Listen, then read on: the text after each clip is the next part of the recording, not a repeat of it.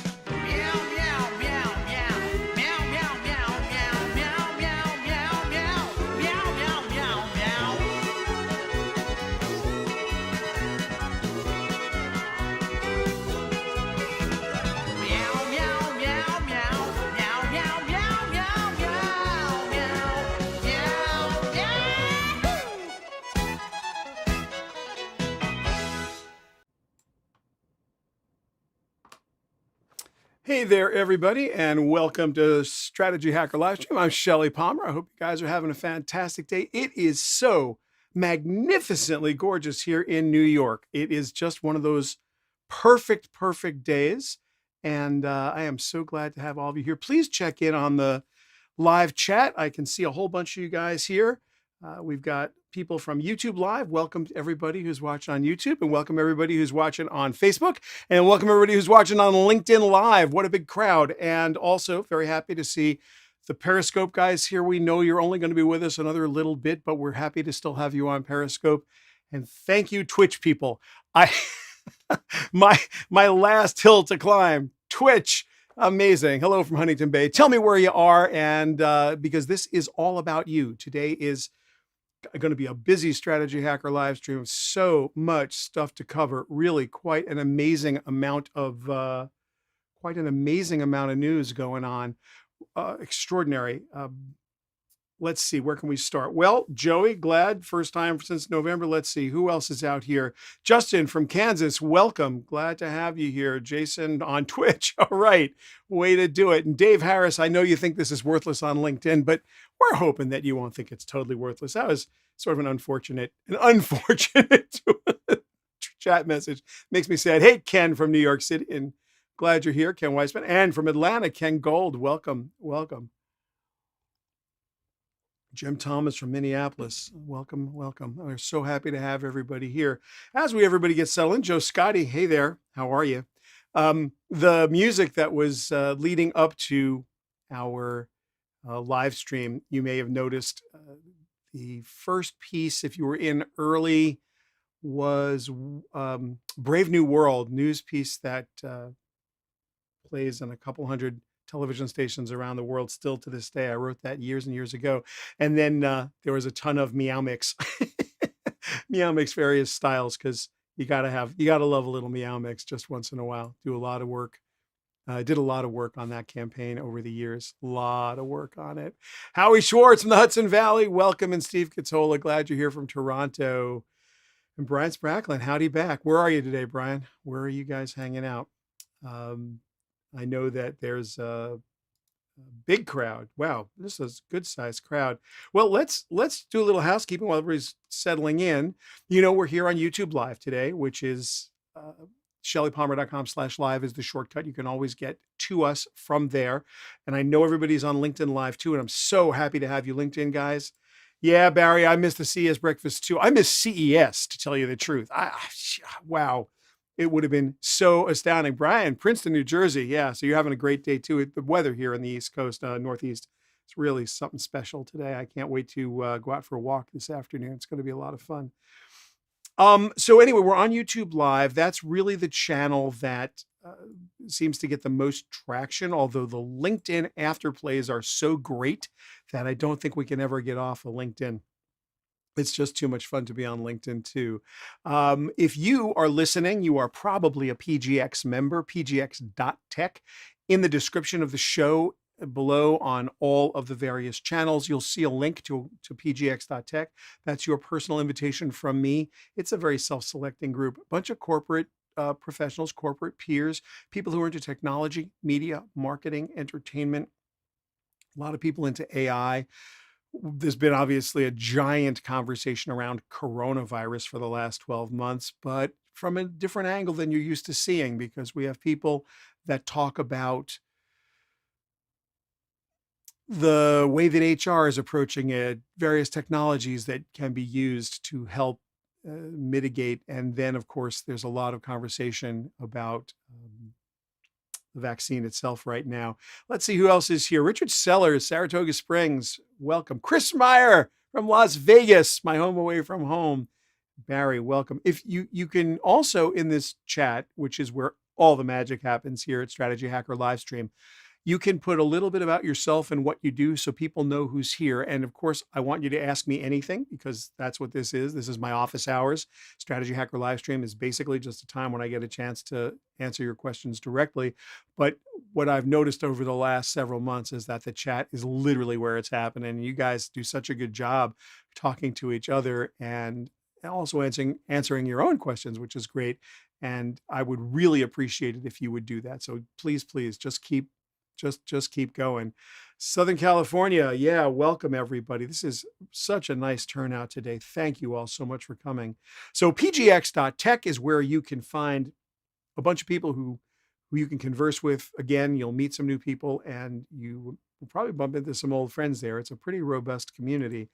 It is important for me to hear from you when we're not doing Strategy Hacker. Hey there, Thomas Herman. How are you? Welcome. So Shelly at shellypalmer.com is my actual email address. That's where you can reach me. At Shelly Palmer on Twitter. Feel free to DM or just send me a message. You feel like following me on Twitter? That's great. If you feel like throwing a like into the either YouTube or Twitch, for the few of you who are on Twitch, and thank you so much for being there. It's so cool that we have some Twitch viewers. I'm so excited about it. So yeah, just, chat amongst yourselves, send me an email, be awesome. All of you know that Monday through Thursday, we do online networking salons on Zoom. They are awesome. 11:05 to 11:30, Monday through Thursday. On Mondays, we do Education Tech. Education Tech is extraordinary. Great group of people from teachers from major universities, from smaller colleges, grade school teachers, people who are into education tech of every kind. We've got technologists, strategists, finance people. We're talking about the state of education, what it is to learn from home, the difference between online teaching and online learning. And we're planning an education summit fairly soon, I would say in the next month or so. And the subject of that summit is going to be teachers as rock stars or superstars, not rock stars. That's on my banned words list, but teachers as superstars. And what I mean by that is so many teachers today are teaching online on their own outside of the university system or K through 12 system.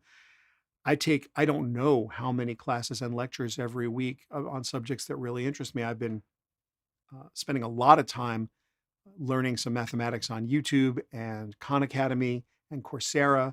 So some of it's free, some of it costs a little bit of money. Then there's like this middle ground area like Masterclass and Curiosity Stream and Magellan. These are wonderful, wonderful services. So education, as we understand, it's changing, and we discuss it all on Mondays from 11:05 to 11:30 in Education Tech. And if you're interested in that subject, come be a fly on the wall or just come and hang out and contribute. We'd love to have you join us, because it's really a wonderful group of people and a great subject. On Tuesdays, we do Leading Edge Tech, 11:05 to 11:30, also on Zoom. You can go to shellypalmer.com livestream.com/salons to get your credentials. We don't deny people credentials unless they've been unfortunate in the salons. We try to welcome everybody, and everybody, of course, does treat everyone with decorum. It's a really nice group. We like to say it's always open season on ideas. It is never open season on people. So feel free to join us. We'd love to have you. Welcome, Adam from Monterey, Don Levine. Glad you're here. We're going to talk Australia and Facebook today for sure. The Althar, welcome from Cleveland. The next Bose, you're going to have to clarify that for me. I know a lot about that company, but I'm not sure what they're doing right now that I need to be talking about today.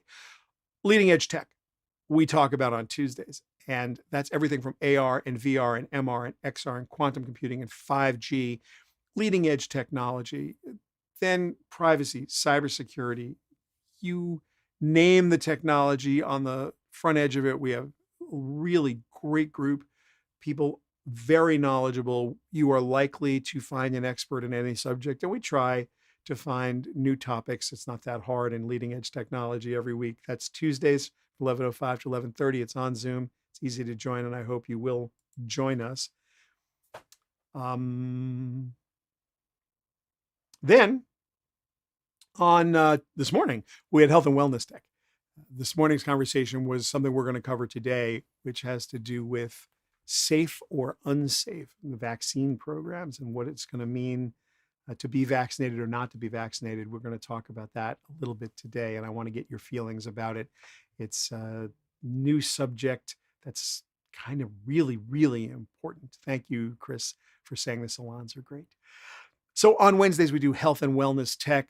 Whether you are struggling with your weight like me and have to deal with apps and working out and monitoring your steps and all that and trying to just not become 1,000,000 pounds during the pandemic, I have really taken my monastic existence to heart and I'm literally trying as hard as I can to just stay in shape while I'm here. But it's hard, restricted calories, and you're in the house, and every time you want to take a little walk around the house, it's like, ooh, the refrigerator's right there. We talk about wellness, we talk about fitness, and of course we talk about health tech on the Wednesday salon. And then Thursday salon, maybe my favorite of the week.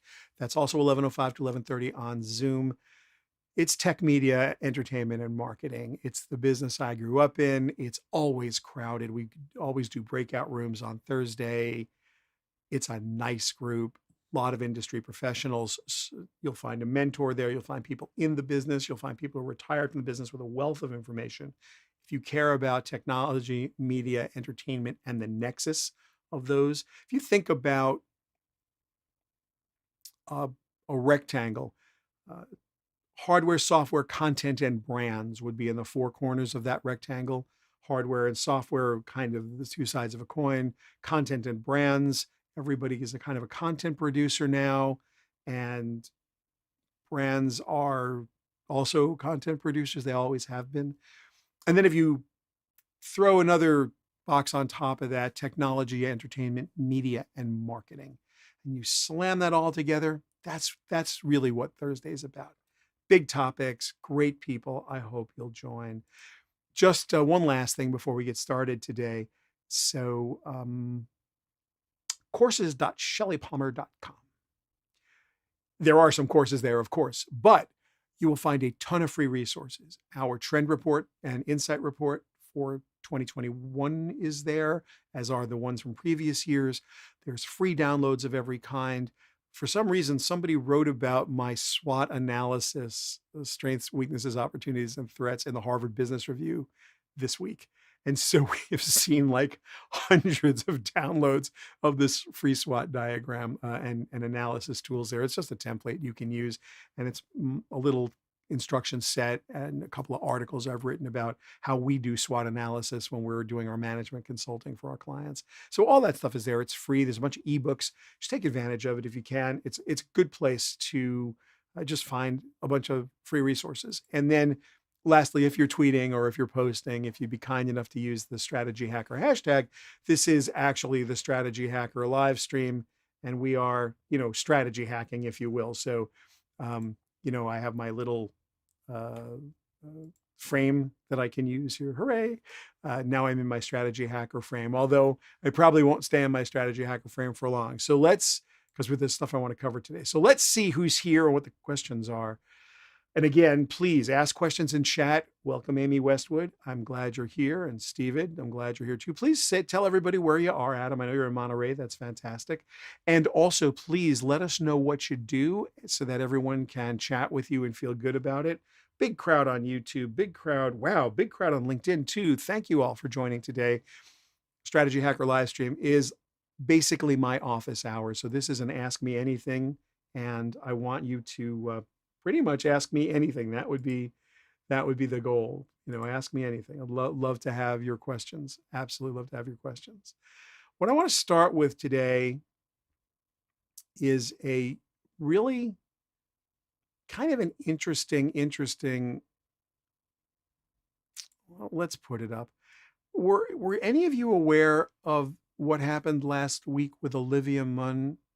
She's quite an extraordinary talent, and I'm very fond of her acting, and I liked her in Newsroom. I like her in everything, and she's famous. I mean, she's very famous. She's not a little famous. She's very famous. And so last week she used her celebrity.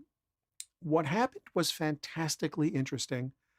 Her friend, and I'm not quite sure how they're friendly, but someone that she knows, their mother was viciously attacked and mugged outside of I think it was a grocery store in the outer boroughs. And she was hurt, badly hurt. It's an older woman, and she was thrown to the pavement, and she needed a lot of stitches, and it was very scary. And they had some security camera footage of the alleged attacker. I guess they always have to say alleged attacker because in America we're innocent until proven guilty. And so, the way this went down is she took to her social feed and asked the internet for help finding this person. And a group formed around her. She does have a lot of power in her social media feed. And they found this person and reported the person to the police, and it has a very happy ending.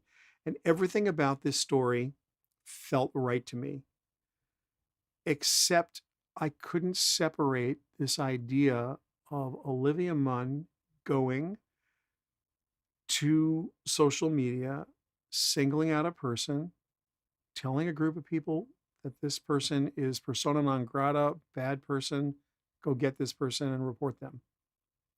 That's what they did. It made me think of January 6th immediately and 100 other situations where people decided, there's this one story about this pizza restaurant that conspiracy theorists had started a story that in the basement of this pizza restaurant, they were child trafficking, and that they were holding children captive in the basement of this pizza restaurant. And they incentivized a crowd of people using the exact same tools, the exact same way, putting a picture of the pizza restaurant in social feed.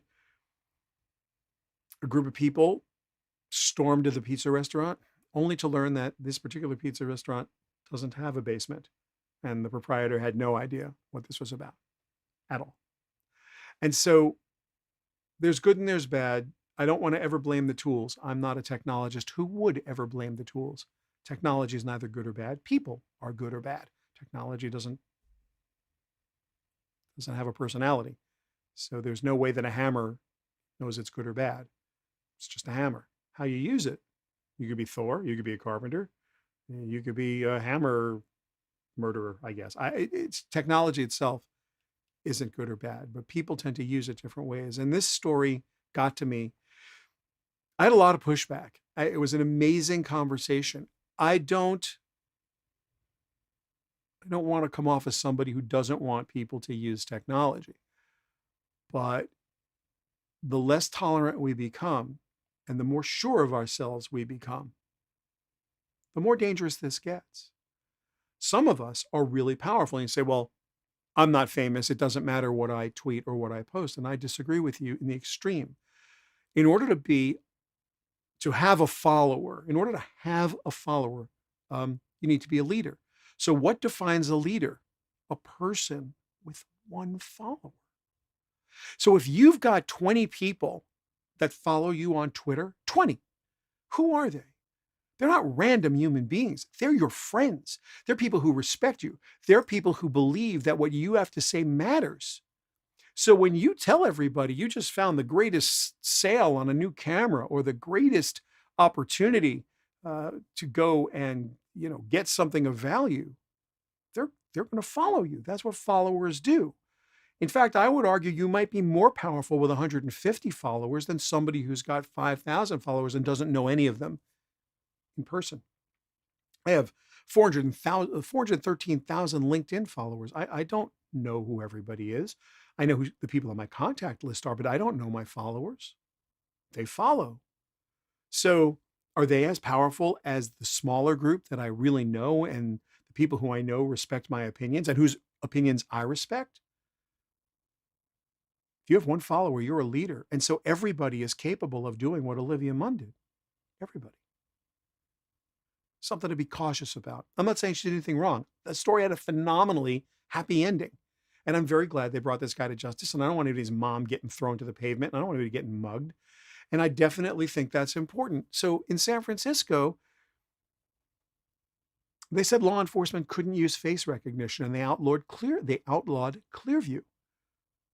So the security camera picks something up, but police can't use Clearview to identify them.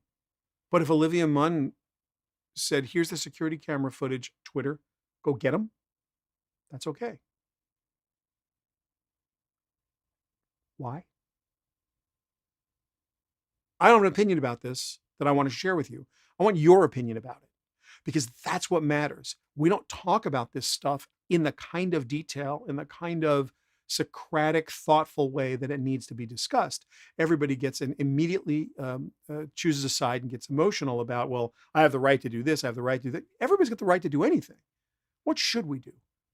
How should we comport ourselves? A couple stories this week about how we should comport ourselves and what that's supposed to feel like and what's good and what's bad about it. And we'll just move on a little bit here. Facebook in Australia. This was a really interesting story, Facebook in Australia. Facebook and Google are both, let's just say on the business end of the Australian government's ire. They have been getting a free ride as far as Australia is concerned for a very long time. And by the way, I think a lot of news publishers would argue that they get a free ride. And it came to a head. Google decided to pay. Google, I think, put $30 million in the hands of News Corp and some others. I think they've put together quite a big war chest to pay news people, and Google needs to pay news people. I had a couple questions for this group. Couple questions. First, if you write something, or if you make a video, or if you make a music video, if you write a piece of, if you do some art, or you make some content, any content, where's the line between when you absolutely need Google and Facebook and Twitter and TikTok and LinkedIn and everybody else to help you promote? There, it's a promotional tool for you. Where's the line where you become famous enough or financially stable enough or independent enough where you don't need them anymore? They need you more than you need them. And therefore, they should pay. And how long did you ride that train without paying before you got over the hump?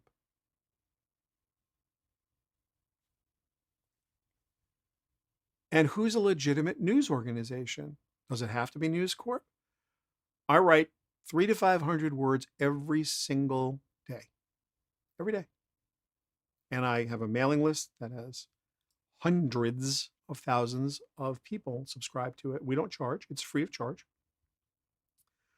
I didn't feel like the Google News product was the right place for us. They were kind enough to strip out everything, and we had to put all kinds of links back in and just go through all kinds of hoops so that if we put a survey in or a form in that you could get to it, and it wouldn't be like it was on our website. You'd have to if you can't see the form, click here. If you can't see this, click there, because Google would strip everything out and they wouldn't link back. And where Google could, they would just take the content itself and surface the content as an answer in a little box. Great for you as the consumer, a really good consumer experience. I love the little box with the information in Google where you say, like, how do I do blank? And there it is right there. You do this by clicking this button. Fantastic. How good is that for the person who wrote the article? And the answer is not pretty good unless that paragraph doesn't really answer the question, but you really only win that box if you're answering the question. So you're not getting the traffic to your site. So that referral traffic doesn't help you. And if the metric is awareness, you're not helped because your name isn't on there. So you don't get awareness, you don't get paid, you don't get traffic. What do you get? The consumer gets an answer. Google should pay. It's that simple. Who? Google should pay whoever they're surfacing in the situations where they don't actually have a quid pro quo and you get something back in return. Unquestionably, without question, no version of the world where Google shouldn't pay. They know that, and reluctantly, they ponied up. So they were the first. Now, this story, which was a couple days old, this was on the 18th. Today is the 24th. So on the 18th, the story was that Facebook just shut them down. They said, you know what? We're not going to surface news from Australia. We're just not doing it. Tell you what, Australia, not only we're not going to do it inside Australia, we're not even going to let your stuff get out of Australia. So they just took all of the Australian news sites off Facebook. It was such a drag for the Australian news organizations. 13% referral traffic went away internally in Australia day one. 13%.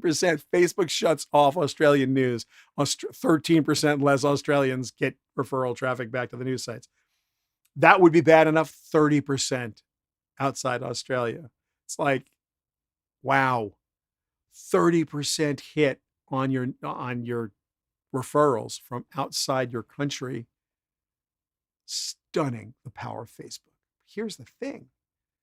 Facebook doesn't need the content from the Australian news organizations. They're going to pay, by the way. And they've already made some cash payments, and whatever we've heard, it's not the whole story. I've got some decent, I wouldn't call it inside information, but I have some very reliable information about how Facebook is approaching this. And apparently they've already made some substantial cash contributions and they're going to pay. But they don't need to, because your content is, remember, I said to you, if you have one follower, you're a leader. You have 25 people following you. The way the algorithms work is people who are looking at content that's meta tagged the way your content is meta tagged are birds of a feather. The algorithms don't read the content. The algorithms read the metadata. They look at what you do. They look at what the people around you do.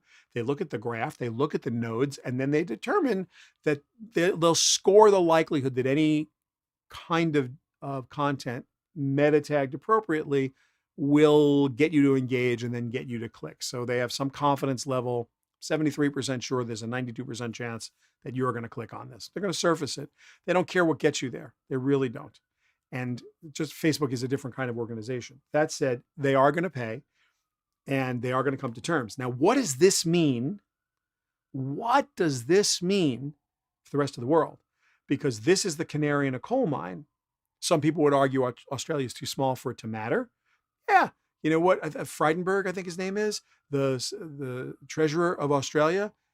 This has been his thing for like a year or so. He has been really going after big tech. They want to get their news organizations paid. Now, let's be fair. The First Amendment recognizes an industry, the free press. It is the only industry in the Constitution that is the only business that's mentioned in the Constitution. And the founders, who I think you could still have a lot of respect for, this document has held up pretty well over the years. It's been amended, as it should be, and will be continued to be amended. But the goal there was to hold politicians accountable, to put politicians and the government in the bright sunshine. And if you have a free press, the best of the free press can do that. we've lost our way. I'm not going to say we haven't. And social media, which was not contemplated by the First Amendment or the founders or anybody 20 years ago or 15 years ago, really, not at this level and not this way. I don't think we have the intellectual framework or the policy framework to deal with this right now. But a free press is important. And it's important to have people checking on people. I don't know if woke culture makes any sense in that context. I don't know if social justice warriors coming at everybody on social media is the same thing, but maybe that's a modern version of it. It's open for debate. And what I do know is that you cannot just crush the life out of journalism by making it a business you can't get paid to do, because then no one will do it. Investigative journalism has a place. Yes, it's abused. It's not always perfect. In fact, it's not always good. And local news has devolved into rip and read or rip and print. A lot of syndicated news, your local TV station. It's not awesome. It used to be awesomer. It's not awesome. Local radio. I don't know of one local radio station in anything but the most major markets that have original content at this point, original news content. CBS in Chicago, WBBM, the noon business hour might be the last noon business hour that's really originally produced every day. And it's beautifully done. And you just hope that a show like that can sustain. It's on AM radio, WBBM in Chicago, from noon to 1. Is that a big AM market? They're always going to be able to afford to do that. I don't know, but I'm thrilled that they are. Do they get paid enough to do that? No, they got a lot of commercials to torture you.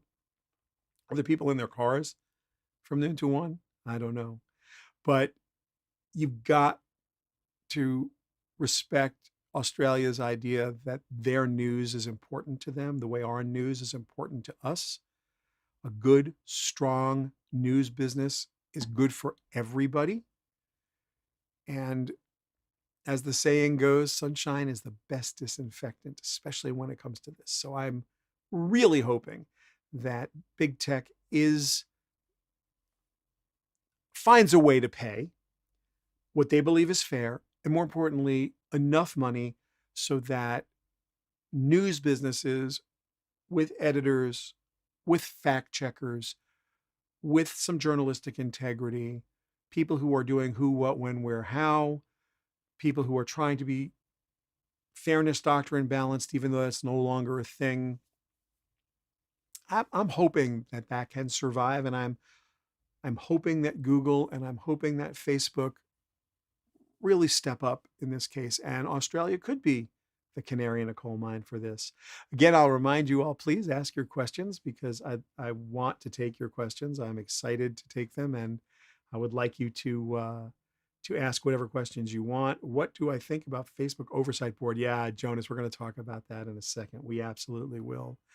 I want to just take a humor break in the middle of these stories for a second, because this has become one of the funniest things in my life, actually. Yeah, I'm a TikTok star now. I'm a bona fide TikTok star. I've got enough followers to be in their creator pool. They're actually sending me a few cents per 1,000 views. It's embarrassing. And no, I'm not in a bikini. And no, I'm not dancing. There is no dancing. But I have done I'm doing a video every day. You probably see them on Facebook and LinkedIn and YouTube and PGX. I do a rant every morning in my email, and I turn it into a script, and I do it as a video, and I also do it as a TikTok. Some of them have had 250,000 to 300,000 views. One is almost 400,000 views on TikTok. One of them has like 1,500 comment threads. It's crazy.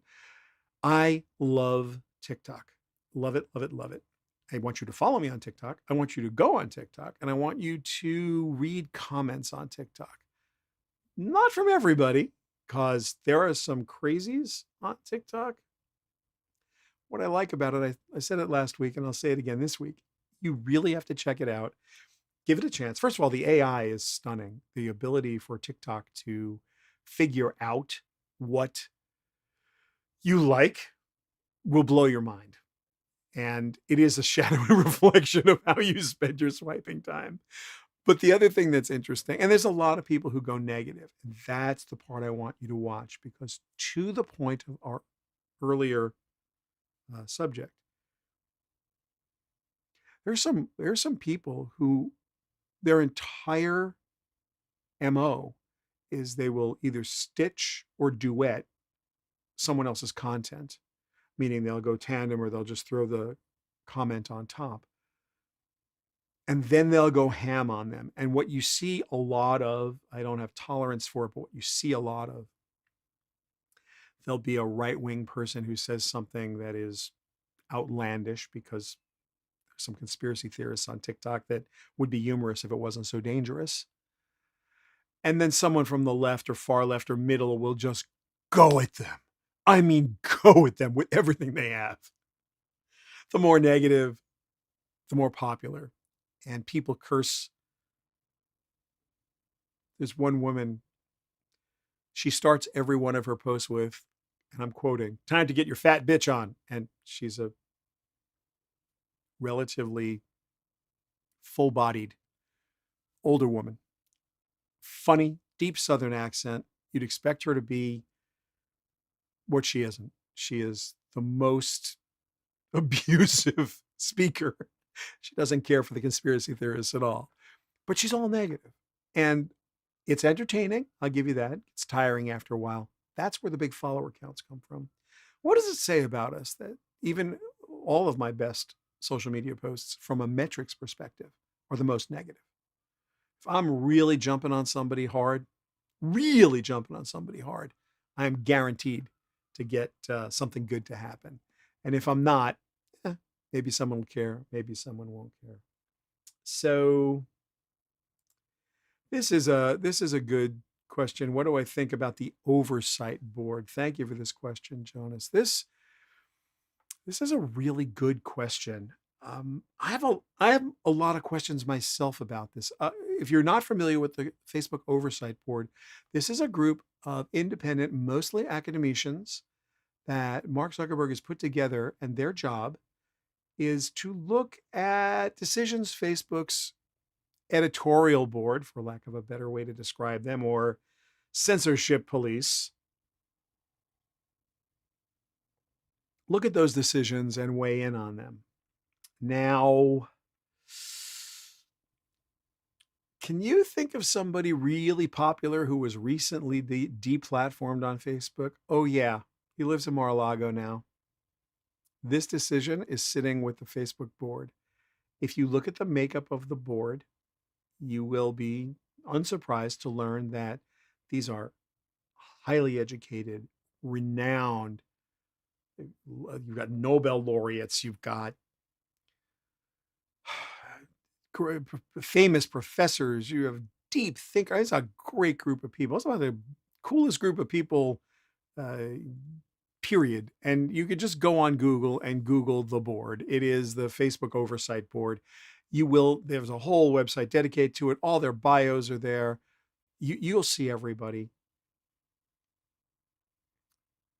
My reaction to Facebook sending Donald Trump's deplatforming decision for review to this board was I immediately went to the Las Vegas sports book at some of my favorite hotels to see what the odds makers were doing so I could take a bet.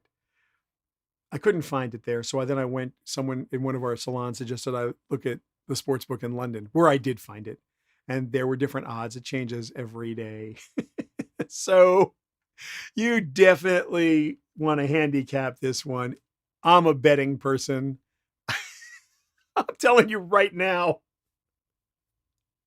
I'm 50-50 whether they reinstate Donald Trump. My suspicion is this group is going to do that, and that'll give Mark Zuckerberg some license to let it happen. But I don't know. I don't know if I'd love to be right or wrong about this. These are decisions Zuckerberg does not want to make. There was a lot of controversy this week about, there's a BuzzFeed story, which has been mostly debunked. I'm trying to get the truth about it, so I'm not going to talk deeply about the BuzzFeed story from the other day. where he is accused of, Facebook is accused specifically of not deplatforming Alex Jones. And apparently it was recommended that they do that. And the story is that Mark himself overruled it. I can't get this confirmed. I know BuzzFeed says they have a source. The source that they have went on Twitter, and there's a really long Twitter storm from this person completely debunking the article. I can't get to the bottom of it, so I don't want to weigh in on whether it's real or fake or what it could or couldn't be until I get good clarity, which I will have by next week because it's an important story and it's something we need to talk about. Again, if you are in the chat, and I see so many of you are, wow, what a big crowd. Hey, Twitch folks. Oh my goodness. Well, good showing on Twitch. Happy to see you all there. Thank you for joining us on Facebook. LinkedIn people, you are my heroes. Fantastic. Let's hear from everybody in chat. And also remember, put not only where you are, but something about what you do. And so, by the way, I see the 3 of you and I see 30 of you in the offing. So my data might be better than the data you're seeing, but 30 on my dashboard, I like 30 on Twitch. We usually have 0. So if there's 3 of you that you see in Twitch, I'm going to check my API because I'm looking at it now. We're wired directly in there. But anyway, Twitch folks, say hey if you can. Love to talk. I'd love to talk to you. And everybody here, please be a little vocal with each other and of course with me. I totally want to hear your questions. And yes, Mary, I would get more TikTok views if I added a music, but the volume really low. So before I get into the next story, I will tell you my TikTok story. As you know, my on-brand thing is the quality of the video that I put out. And almost every TikTok that I do, several people will comment, how did you get the video to look like that? I shoot in 1080p at 59.94. For those of you who know what that is, you'll understand. For those of you who don't, it's basically the same quality as a high definition television or an HD TV that you would get from cable or from a normal over the top internet connection. It's just pure HD. And I light it pretty well, and I've got a pretty good camera and a pretty good lens, and we use camera 2, so there's bells and whistles in the background. And of course, it's 9:16 as opposed to 16:9. In order for me to use the music that would matter in TikTok, I would need to pull my video into the TikTok app. And that is proving in my workflow to be time I'm too lazy to spend right now. What it would mean is not doing what we normally do and just banging this stuff up in the automated way that we do it. But I mean, I'd have to actually stop what I'm doing, load this thing into my phone, do all of the work in my phone, including grab the music. Like there's no way to automate it. And we automate everything. I mean, we automate everything. The world is run by robots. It's press a button, stuff happens. I've got foot pedals to make my video. The stuff comes out fully edited. It's one take off the prompter, goes directly into the workflow tool. It gets titled. That's a bit of a human process because while the computer does interpret and put the subtitles up, it doesn't do the right capitalization and punctuation. It's not smart enough. One day it will be. Right now it isn't. We also use a lot of technical terms. So that takes some human intervention, not by me. And then it goes out. So yeah, I would have to spend some time on TikTok that at the moment, Mary, I'm not necessarily willing to spend. But you're right. I think if I used music at a very low volume, it would actually increase every engagement on Twitter. And I guess that's in my future, as is our Clubhouse room, which I will have no choice but to get serious about. Okay. This is the story I most care about this week. And again, everybody, I would love you to, thanks for saying I'm not lazy, Mary. I appreciate that. I kind of am. I really am. I really, really try as hard as I can to automate everything because I just want to press buttons. I can't determine if, from me, my own personality, if that's just that I want to be more productive. And so, or I want to learn the tools, or I just literally just don't want to do it. I just want to press a button. I really like pressing the buttons. It's cool. And this button I just pressed is about this story. Here's the thing. This is driving me crazy. Right now, the world is divided, and this is my blog from Sunday. You can find it at shellypalmer.com. It's you'll have to scroll down a little bit because it's Sunday's story. It's dated. It's on the blog. And of course, you should subscribe to the email list. If you please do that, you can just get that at shellypalmer.com. But anyway, this story, right now, the world is bifurcated into people who are trying to be as safe as they can. And that's a group of people who have assessed the risk of coronavirus in a reasonable way and have made a determination that they should be as safe as they can, wear a mask, double mask, a surgical mask 3-ply with a cloth mask over it, which increases the efficacy of the mask dramatically. Get vaccinated if you can, because that has according to the CDC, and I don't understand how they could say this out loud, 100% efficacy with respect to you not dying. The people, you may get the sniffles or a cold, but you will not die if you're vaccinated from COVID. At least in all the clinical trials, no one has died from COVID in a hospital. In fact, the stat I heard today, and I'm going to check this out, so don't quote me on this. I literally heard it before we started a live stream. Is that in the clinical trials, because they were just talking about the Johnson & Johnson single dose vaccine getting approved or getting ready to be approved. So the doctor that was on, who was on Biden's transition team, the coronavirus transition team, I forget her name, said that no one in a clinical trial who was vaccinated was hospitalized or died from the virus. They'd gotten symptoms, but they hadn't died. I got to find out if that's true. But even if it's mostly true, there are people who are willing to be as safe as possible for themselves, for their loved ones, and for the good of society. You know who these people are. Most of you are listening right now. I don't know that many people who are in my world who are on the other side of this.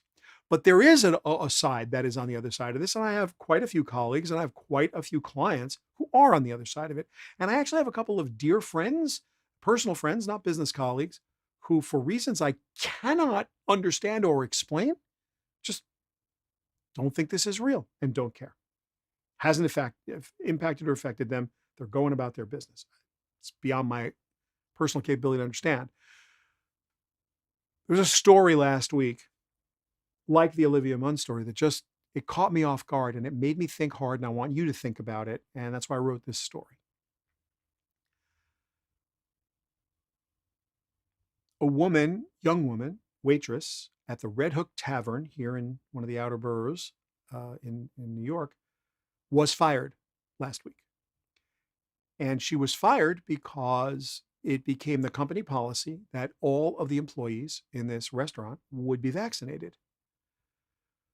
This is a young woman who is trying to get pregnant. She's in her 20s, and she doesn't know, because there's no good research that she could find, whether a vaccine of any kind would harm her unborn child if she were to become pregnant, or if she would be in harm's way if she were pregnant by taking the vaccine. She didn't know. She understood she was going to be fired. She was okay with it. She made a choice. She's not an anti-vaxxer. Big article in every single news organization, video, everything. I'm not mentioning her name because I want to respect her privacy. I don't mind saying the Red Hook Tavern because she was an at-will employee. Employment law in New York State is really simplistic. If you hire someone at will, and it's a very specific kind of hire, that means just that, at will. You can fire them at any time without any reason. You just, hi, sorry, job's gone, see ya. Totally legal. As long as all the paperwork's in place, as long as they were on the books, you're under no obligation. They'll go file for unemployment. Everybody's happy. This made me think. This made me think hard. Okay, it's 6 months from now. The pandemic is abating. We're winning. But the only way we're really going to win is to make sure that we're all as safe as possible. We're looking for herd immunity, and we're trying to figure out who's vaccinated. So I'm a business owner, I'm a hotel owner, I'm a restaurant owner, I am a theater owner, I am on Broadway, and I want to say loudly to my patrons, all of our employees have been vaccinated. You are safe here. Come, clients, come, theatergoers, come, restaurant eaters, come, event participants. All of our employees have been vaccinated. Take it a step further. You must be vaccinated to enter. It's easy. Vaccine passport, super easy tech. Contact tracing, super easy tech. It's already out there. Everybody can volunteer. You can opt into it right now. New York State has it. I think 30 states have it if you want it. No one's using it. It's voluntary. How's this going to work? Are we going to voluntarily say we're unsafe? Is anyone going to voluntarily say they're unsafe? There are people who will just say, I'm not doing it. Fine. How will you know? Are you going to ask for their credentials? And what credentials would they be? A paper vaccine card with a couple batch numbers on it? Kind of easy to counterfeit. We're bifurcating the world. Safe and unsafe. What does that mean? How does that work? This is not a technology problem. This is a sociology problem, and it's a big one. And this is a non-volunteer bifurcated world. Non-volunteer bifurcated world. Got a lot of HR departments wondering about this. This woman, and yes, Amar, thank you very much for bringing this up. Amar just wrote, he read the vaccine's not recommended for pregnant women. I heard that twice today as I brought this story up in our health salon this morning. And I've been talking to several healthcare professionals about it because I'm really interested in understanding how HR departments are going to deal with this. There are practical reasons why someone wouldn't want to be vaccinated. They'll wear 2 masks, they'll wear a face shield, they'll wash their hands, they'll follow the CDC guidelines. They just, for medical reasons, either can't or don't want to be vaccinated. Will they be segregated? Will they have to work from home? Will they just be fired? Is that the future that we're looking into right now? Are you willing to go sit in a theater shoulder to shoulder with someone who hasn't protected themselves against the virus? Because it's 6 feet away, I can't make a living as a theater owner. I can't make a living as a restaurant owner with stuff 6 feet away. I can't. The economics don't work. I'm holding on by a thread right now. So I want everybody to be able to get back to work. So how do I do that? What's the strategy? What's the business strategy behind that? Internally in HR, me and my workers, how do I handle that? And then how do I present it to the consumers? Hi, consumers, all of our staff is safe. Are they? Hi, consumers, you can't enter unless you're safe. Really? How are you going to know? What's your liability if that's your claim? Are you going to disclaim it? Hi, we are expecting all of our patrons to have had their shots or to wear a mask or both. But then what's the disclaimer at the bottom? But in case they haven't and you get sick, you can't blame us. And now we're going to buy some insurance about that. This is an issue now, but it isn't. It isn't because we're still in the middle of it. It's not everybody's been able to get the vaccine. There's way more people who want it than there is supply. You give this 90 days, 120 days, we're going to have supply of the vaccine outpacing demand for the vaccine. You're going to have people who are now ready to go. We're going to have a really interesting sociological change in our world. I think this is going to be fascinating, and it's a problem. It is a serious problem that requires some serious thought, and I hope you will start talking about it with your colleagues. And certainly, I'd love to hear back next week. Again, any of you can shoot me an email. Oh, wait, that's my TikTok. That's not my email. That's fantastic. Hold on. We can change that right now. That's my email. By the way, the TikTok thing is awesome. But send me an email, Shelly@shellypalmer.com, and let me know what you find out. And certainly come and join one of the salons and talk about it, because we're talking about this every day. This is a big issue for our business, all our businesses. Our clients are particularly vulnerable. They're all giant companies, and they all have a lot of workers, and this is not going away. Oh my goodness. On the same subject we're on before. How many of you saw this Cam Newton story the other day? This thing, mind blowing. First of all, you can put in chat if you know who Cam Newton is. He's a free agent, spectacular football player, gifted football player. He was at a tournament.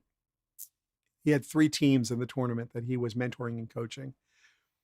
One of the teenagers from an opposing team starts heckling him.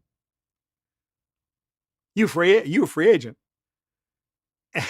Which he is. And Cam Newton turns around and goes, yeah, but I'm rich. But the kid wouldn't drop it. And they go back and forth, and Cam is smiling the whole time. He really is. And finally Cam goes, yeah, but I'm rich. And the kid goes, yeah, but you're going to be poor. And then it sort of devolved, and Cam took the high road and said, is your dad here? And it's not a pleasant exchange. Half the NFL, it seems, got on Twitter that evening because this thing went viral big. This video was, someone was there with a smartphone and they videoed it, and off it went into the ether, and yeah, it was everywhere. So all the NFL players were saying, you kids, you should have some respect. These are amazing players, and you should soak up all this knowledge, and you should, act like little young men. I started to laugh at some of that. Then Eric Ebron tweeted something that just resonated. He basically said, hey, these kids are incentivized. I'm paraphrasing. What do you expect these kids to do? This is what they're empowered to do. If you are this little kid, I'm not going to mention his name because he doesn't deserve the fame on the Strategy Hacker live stream, but props to this child. You don't know the name of any other kid on any of those teams there. In a social media world where your street cred and your status and probably your income is determined by your fame, specifically your social media fame, these children who came out of the womb holding smartphones are fully incentivized to figure out how to do what this kid did. I would argue that he wasn't incentivized to do anything. Behave like a young man. How about you behave like you look at a situation and go, this is my ticket out of here. I have an opportunity to draft off the celebrity of Cam Newton. How am I passing this up? What's this going to do to my follower count? And if that wasn't a conscious choice, it was the unconscious reactive choice. We've trained these children to act this way. Listening to the NFL players who are 15 years older by generally, somewhere between 6 to 15 years older than this kid, because this kid I think was 14 to 16. So the NFL players are called low 20s to mid 30s. They're a different technological generation. They're not of the same generation in any way. They do not understand what this child has been incentivized to do. You're a parent. You want to think about that. You want to think about how there's 13-year-old girls dressed in their underwear dancing on TikTok, and they think that's okay, and they have 500,000 followers, and mom is good with it. I don't know how that works out. That doesn't compute in my mind, but based on the number of little girls who are dancing on TikTok, it computes in some people's minds. But to go at this kid, which, by the way, you can do as a parent and should. I am in no way condoning what this child did. Let's not in any way misinterpret my words. I'm not even defending what he did. I'm telling you why he did it. And you could not have expected a different outcome based on the way we incentivize our entire group of kids in his age group. This generation of children is incentivized to be social media stars. That's all they know. We taught it to them. And if we didn't directly teach it to them, we allowed them to learn it on our watch and did nothing to stop it. So now you got to put the toothpaste back in the tube. That's what we learned. That's what we learned from this episode with Cam Newton. It really caught me the wrong way. Not what the kid did, not that the video went viral, that a whole group of adults sitting going, well, no, I'm sorry, you all sound old. You're bringing a stick to a knife fight. You can't do that. These kids are playing with different technology than you understand. And if you don't understand it and their actions are not understandable, it's because they're enhanced with tools you're not enhanced with. And they are driven and incentivized by outcomes you don't feel and or aren't governed by. Outcomes and incentives need to be aligned. And if they're not, it doesn't matter what you're doing. When those are out of alignment, the outcomes are always predictable and they're not going to be what you want. It's just that simple. So that was kind of a big story for me. There are many others we didn't get to today, but it's almost the witching hour. With the minute that I have left, I do really want to thank everybody for being here. Again, my email address is shelly@shellypalmer.com, and I really want to hear from you. Tell me what we're doing right. Tell me what we're doing wrong. Ask your questions. It's always my favorite time of the week when I get to spend this with you, and I love this chat. So, I always save them and I read them later. It's fantastic. But if I didn't get to answer your question today or didn't call you out, there's always next week. But please send me an email. Totally happy to do my best to answer it. If you want to subscribe, it's at shellypalmer.com. Again, we have a whole bunch of stuff you can do with us. So come to the website. All the links are in the descriptions on the channel that you're watching. So whether you're on YouTube or Facebook or LinkedIn or Periscope or Twitch, all the links are there. And with that, I will thank you again from the bottom of my heart. I can't tell you how important it is to me to have all of you with me each week. It's fantastic. Have a fabulous week, folks. Be safe, and we will see you next time.